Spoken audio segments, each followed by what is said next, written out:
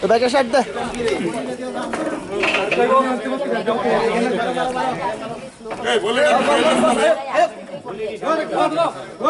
सामने पड़े दाम ছিল सामने पड़े দাম বল বলছ না তো খাতাটা এদিকে দে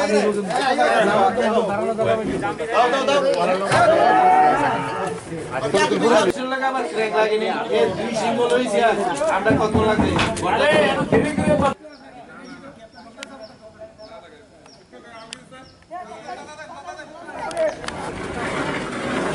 এদিকে দাও এদিকে সবাই দাও এদিকে সবাই দাও লালা দাও জয় দাস জয় দে জয় দাস কাটতে হবে জয় কাটতে না ও রাখলা তো আরে এই যে আছে তো রিলিজ দাও কারণ দেখনি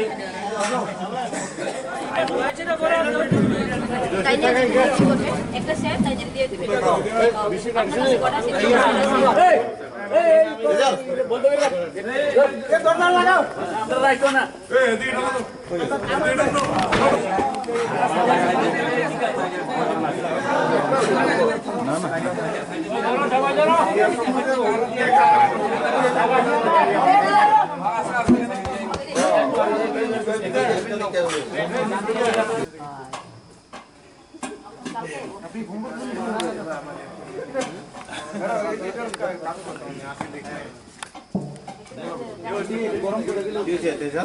আজকে আমাদের 2016 পরের থেকে চিড়িয়াখানাতে কোনো টাইগার ছিল না, তো আমরা উদ্যোগ নিয়ে কলকাতা থেকে নর্থ বেঙ্গল জু থেকে 1 pair of royal Bengal tiger নিয়ে এসেছি। কারণ প্রত্যেকটা জুর মধ্যে একটা আইকনিক অ্যানিম্যাল হচ্ছে রয়্যাল বেঙ্গল টাইগার।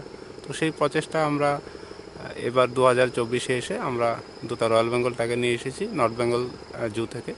আজকে সেটা আমরা এখানে এসেছি। এখন এটা আমরা কোয়ারেন্টাইন পিরিয়ডে রাখছি অ্যাজ পার নর্মস, যেটা 30 দিন আছে। 30 দিন পরে পাবলিকে আমরা ডিসপ্লে করব।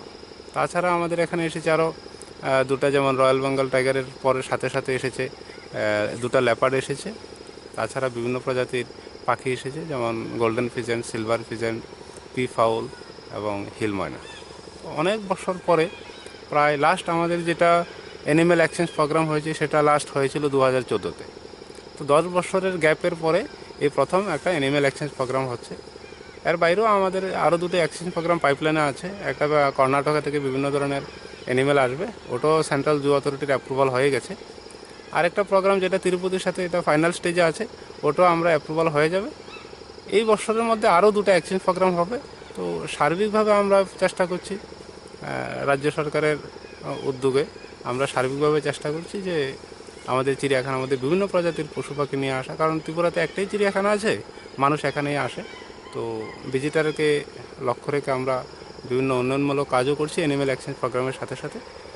আমরা আশা করছি যে আগামী 2-3 বছরের মধ্যে আমাদের এই চিড়িয়াখানা অন্য মাত্রায় চলে যাবে এবং এটার যে পরিকাঠামোগত উন্নয়ন সবগুলো আমরা সার্বিকভাবে প্রয়াস চালাচ্ছি। আগামী দিনে আমাদের চিড়িয়াখানা মানে ভারতবর্ষের অন্যান্য চিড়িয়াখানার থেকেও ভালো হবে।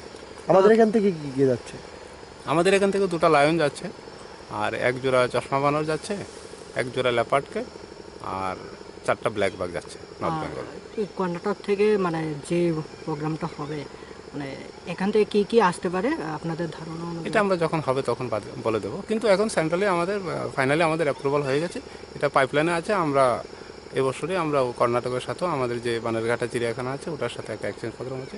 যখন আমরা ফাইনাল ডেট শিডিউল ফিক্স হবে তখন এটা আমরা জানিয়ে দেবো আপনাদের। আপনার পরিচয়? আমি Biswajit Das, director Sepahijala zoological park. Thank you.